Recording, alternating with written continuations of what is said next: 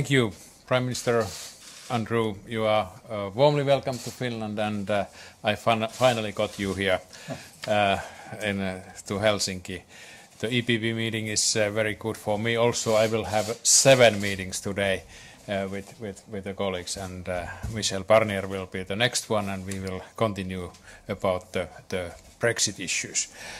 We have a very good bilateral relationship, and we had a very good discussion about the EU issues, but mainly about the bilateral issues. We will be trio members. You will be the president country after us, and we both will go to the unknown zone, because we don't have a parliament, we don't have a commission. And everything is open when Finnish presidency is starting, and hopefully there is not much on table. We will move to your table, but anyway, we both will have a very challenging time. But Henri, you are welcome to Finland and EPP meeting. Thank you. Thank you very much, Prime Minister Sipile, first of all, for this invitation to come to Helsinki. It's actually my first visit to Helsinki, I have to admit, and I was looking forward that it happens. It happens also in the wider context of the EPP Congress, but I'm pleased that we had extensive discussions on our bilateral relations, on our common preparations for leading the trio of the EU presidencies throughout 2019 and the first half of 2020, but also discussing the regional and global issues which we had the opportunity today. On a bilateral level, I think our political dialogue contacts that were only held this year, when your president visited Croatia in April, when your foreign minister was in Croatia in beginning of September, and my visit today demonstrates that we have intensified our cooperation and our exchanges. Our economic cooperation is in the level where it's balanced, but I think we can improve our trade. The presence of the key Croatian companies here in Finnish markets, such as Končar or Dalekovod, are long-standing cooperation. What we would like to improve is the know-how that you have in the area of innovation. This is where you are one of the European champions, especially startups and the young people, and this is where I think we could learn from your experience.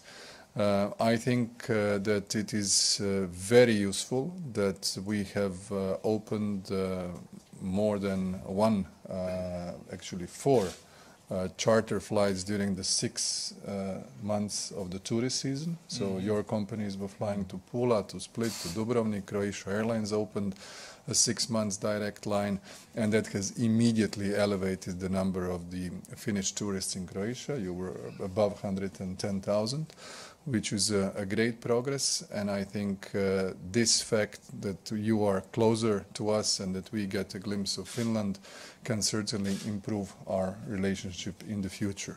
When it comes to the trio presidency, I think our priorities converge when it comes to growth, when it comes to connectivity, security, migration, global issues, the issues related to Southeast Europe, to the continuation of enlargement, and of course our common efforts to conclude the negotiations on the multi-annual financial framework, which is for us very important. And given the fact that you will take over the presidency from our Romanian friends immediately after your national and European elections, will be certainly dynamic, but with your 25 years of membership in the EU and a very solid administration and diplomacy, I don't see any difficulties that you will handle it superbly, as our cooperation has been throughout recent years. Thank you very much for this opportunity.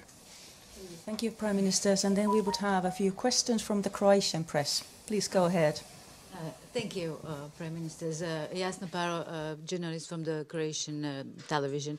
I would have 2 questions for both Prime Ministers. So both of you gentlemen mentioned the presidency trio. To what extent is actually the presidency trio program ready, and what would you, both of you, consider the main challenges in the next 18 months period? Thank you. I think preparation work is done well, and we will meet in December's meeting, European Council meeting in Brussels, 3 of us, and we will continue on that. I think that we have same priorities, growth and security, for example, in our programs. The program itself is quite technical process, and the presidential programs are more important. But of course there is a similarities in our programs, and these areas, for example, are the main one. Of course, in 18 months there is a lot of challenges. We have MFF, budget is open, Commission will change, Parliament will change.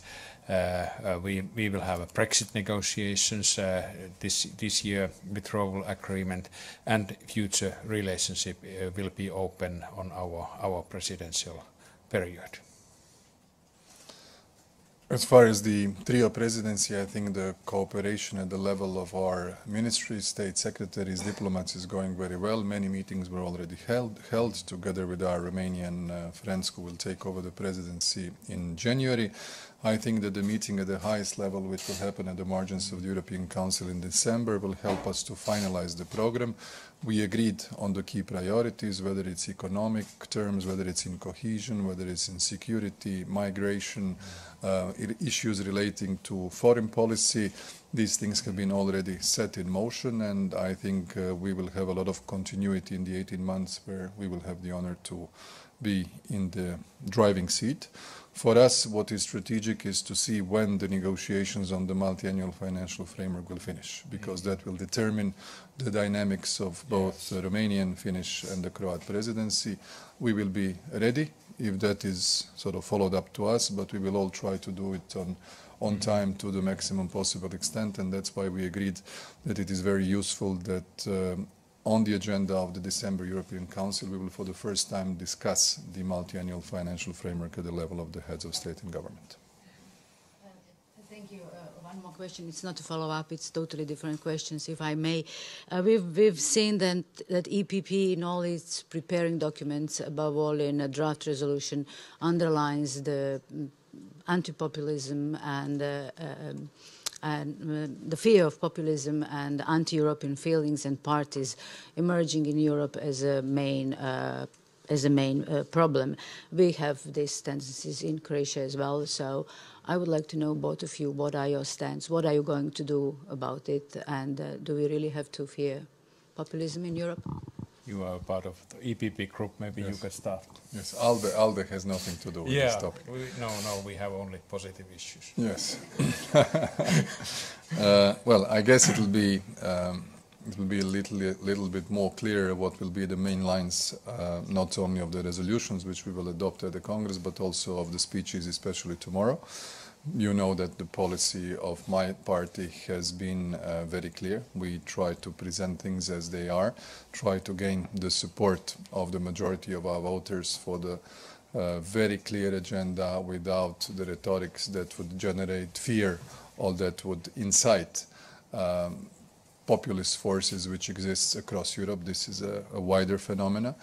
We are trying to address it literally all the time at the internal level, and you are aware of that, especially when it comes to the European issues, where the sensibilization exercise that we do with the presentation of the European Council conclusions to the Croatian Parliament after every single European Council is one of the instruments in order to familiarize our public and the rest of the political parties but what we are doing. So the European Parliament elections will be another opportunity to regain the confidence of the majority of the electorate, to send messages which are encouraging and send messages of clear policies which require support. Because, as the French say, there are different types of parties, political parties and those who are parties of governments. So we belong to those who are parties that can govern. That's a big difference, and everybody should be aware of that.